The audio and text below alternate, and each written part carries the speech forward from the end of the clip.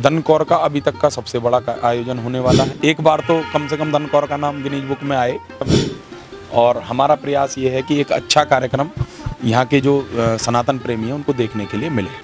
जय हिंद दोस्तों, वंदे मातरम। मैं सोनू नागर, आप देख रहे हैं हिंद फोकस न्यूज़। आज मैं पहुंचा हूं दनकौर कस्बे में, गौतम बुद्ध नगर के दनकौर कस्बे में, जहां की खाटू श्याम समिति के अध्यक्ष भारत मित्तल जी मेरे साथ हैं। आपका बहुत बहुत स्वागत है सर। धन्यवाद। मैं इसमें जो ये आप प्रोग्राम करा रहे हैं उसके बारे में मुझे थोड़ी सी जानकारी हुई तो मैं सीधा आपके पास चला आया। ये क्या है प्रोग्राम जो आपने पिछली साल भी ऐसा कुछ कराया था, और क्या है आपके प्रोग्राम की थोड़ी सी डिटेल जो है आप अगर बता दें हमारे दर्शकों को, और ये बता सकें कि वो आपसे किस तरीके से जुड़ सकते हैं, वो किस तरीके से अपना दान जो है वो सही रूप में सही तरीके से खाटू श्याम बाबा के चरणों में दे सकते हैं, तो आपकी अति कृपा होगी। और एक बार आप दर्शकों को ज़रूर बताएं कि फर्जीवाड़ा जो है वो किस तरीके से चल रहा है, और सारी चीज़ों को एक बार खुल के डिटेल में आप बताएं। सबसे पहले मैं हिंद फोकस न्यूज़ और सोनू नागर जी का धन्यवाद देता हूं कि वो लोग हमारे कार्यक्रम से प्रेरणा लेकर आज हमारे पास पधारे हैं। हमसे जानकारी उन्होंने चाहिए। सभी दर्शकों को मैं हिंद फोकस न्यूज़ के माध्यम से पूरी जानकारी देने वाला हूं। हम लोग जून में 12 जून से लेकर 20 जून तक एक भव्य खाटू श्याम कार्यक्रम करा रहे हैं, जिसमें देश के विश्व विख्यात भजन प्रवाहक हमारे बीच में आ रहे हैं। पिछली साल हमने कन्हैया मित्तल जी का एक कार्यक्रम कराया था 13 जून को, जिसमें बहुत ज़्यादा भीड़ आ जाने की वजह से इस बार हमने कार्यक्रम का विस्तार कर दिया है। कार्यक्रम में हमने हर दिन नए कलाकार को मंच दिया है। 9 दिन का ये भव्य आयोजन रहेगा। इसमें 12 जून को सरदार हरमेंद्र सिंह रोमी खलीलाबाद से, रेशु पायल बुलंदशहर से और भावना शर्मा जी गाजियाबाद से कलाकार आ रहे हैं, जो अपने भजनों से भक्तों को रिझाएंगे। छवि सिंगार हमारे दीपेश सिंगल जी गाजियाबाद से हैं, जो बहुत ही सुंदर छवि सजाते हैं, तो उनको बुलाया गया है। मयंक गोयल जी यहाँ पर प्रेम मंदिर की तर्ज पर दरबार लगाने वाले हैं। एक खाटू श्याम बाबा का बहुत ही सुंदर सेल्फी पॉइंट बनाया जाएगा, जिसमें आने वाले सभी भक्तों को अपनी एक सेल्फी खाटू श्याम सेवा समिति दनकौर के तत्वाधान में खिंचवाने का मौका मिलेगा। और रिसल साउंड है दिल्ली से, हमारे मोहित गुप्ता जी हैं, वो साउंड की सेवा देने आ रहे हैं। हरिओम गुप्ता जी गाजियाबाद से साजिंदों की सेवा देने आ रहे हैं। म्यूजिकल ग्रुप जो है वो हरिओम गुप्ता सांवरिया म्यूजिकल ग्रुप गाजियाबाद से है। और रोमी जी के साथ म्यूजिकल ग्रुप दिल्ली से आ रहा है, मनीष म्यूजिकल ग्रुप, वो भी बहुत सुंदर प्रस्तुति देते हैं भैया जी हमारे। 13 तारीख को हमारे यहाँ यदुवंशी ब्रदर्स, इस समय 8 साल और 11 साल की उम्र के 2 भाई विश्व में श्याम बाबा के नाम की धूम मचाए हुए हैं, जो 13 जून को हमारे यहाँ विशेष तौर पर बुलाए गए हैं। और उनका बड़ा बड़ा धन्यवाद है कि इतनी छोटी उम्र में उन्होंने इतना बड़ा नाम पाया, और लाखों लाख भीड़ उन्हें सुनने के लिए लालायित रहती है। भावना शर्मा जी उनका साथ देंगी 13 जून 2023 को। 14 तारीख को ब्रज से सबसे सुरीली आवाज़ ब्रजरस अनुरागी पूनम साध्वी जी, जिन्हें पूर्णिमा दीदी भी कहते हैं, आ रही हैं हमारे बीच 8 बजे से लेकर रात्रि 8 बजे से 12 बजे तक अपना कार्यक्रम लेकर। 15 तारीख को दादी जी का कार्यक्रम है, रानी सती झुंझुनू वाली दादी का कार्यक्रम है, जो लेकर महाराष्ट्र पुणे से अपर्णा अग्रवाल जी, झारखंड से श्वेता अग्रवाल जी और कुमार मनीष ब्रजवासी वृंदावन से आ रहे हैं, अपनी प्रस्तुति देंगे।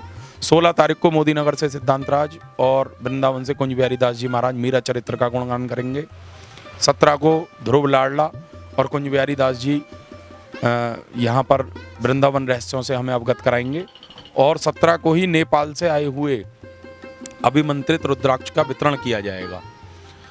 18 तारीख को श्याम बाबा की शीश के दानी की अमृतमयी कथा का आयोजन है, जो चुलकाना धाम से श्याम जी की लाडली रेणु दीदी आ रही हैं हमारे बीच में कथा करने।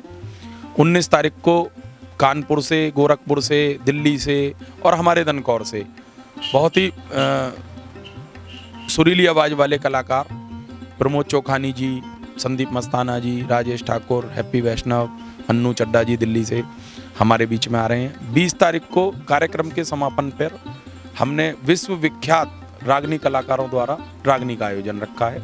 उसमें भी बाबा के भजनों का ही गुणगान होगा, लेकिन वो देसी शैली में होगा।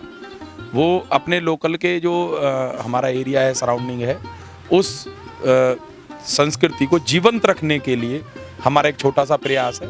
हम सफल होंगे नहीं होंगे वो बाबा जाने, लेकिन हमारा प्रयास ये है कि जो अपनी शैली है, जो अपना पश्चिमी उत्तर प्रदेश का और हरियाणा का मिला जुला एक सांस्कृतिक मंच है, उसको जिंदा रखा जाए लोगों के दिलों में।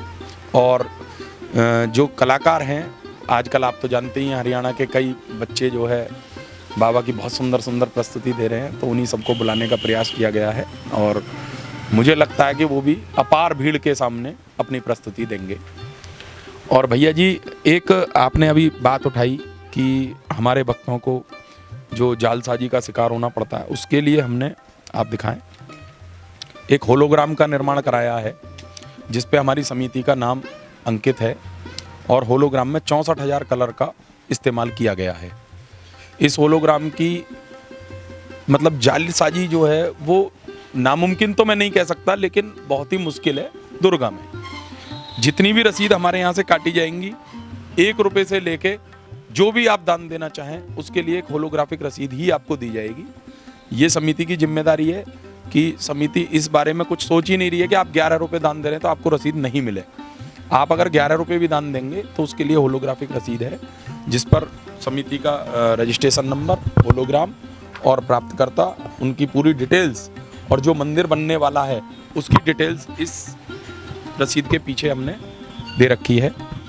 इसमें हमने सब कुछ दिखा रखा है। 5100 किलो का हम लोग पीतल का घंटा लगवा रहे हैं, लेकिन अभी बिल्कुल रिसेंटली 4-6 दिन पहले ही इंडिया में ही एक और घंटा 5185 किलो का लगाया जा चुका है। इसलिए इस घंटे की थोड़ी सी वेट और बढ़ाकर इसे 5500-5600 किलो किया जाएगा, जिसकी जो सूचना है वो बहुत जल्दी दे दी जाएगी।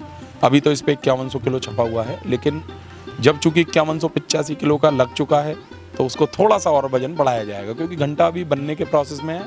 अभी उसमें मतलब खास कोई फ़र्क नहीं आने वाला है। उसकी डाई जो है वो थोड़ी सी और बड़ी हो जाएगी, ताकि धनकौर में लगने वाला घंटा उस समय का तो कम से कम सबसे ज़्यादा वजनी हो। एक बार तो कम से कम धनकौर का नाम गिनीज बुक में आए। तो रिकॉर्ड, हाँ, एक बार रिकॉर्ड बने। रिकॉर्ड तो देखिए टूटने के लिए ही होते हैं। अगर हमारा भी इस समय घंटा बन चुका होता तो हम आज ही पीछे हो जाते। 5185 किलो का घंटा लग चुका है।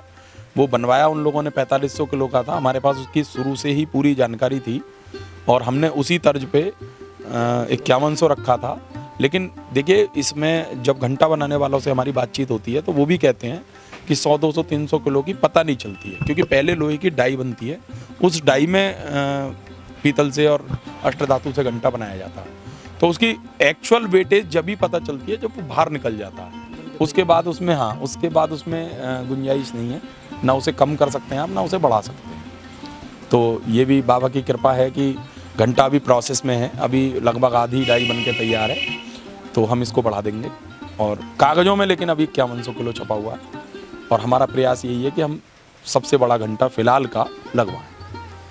और बाकी आपको कार्यक्रम के बारे में मैंने पूरी जानकारी देने की कोशिश की है। जालसाजी से बचाव के पूरे उपाय किए गए हैं।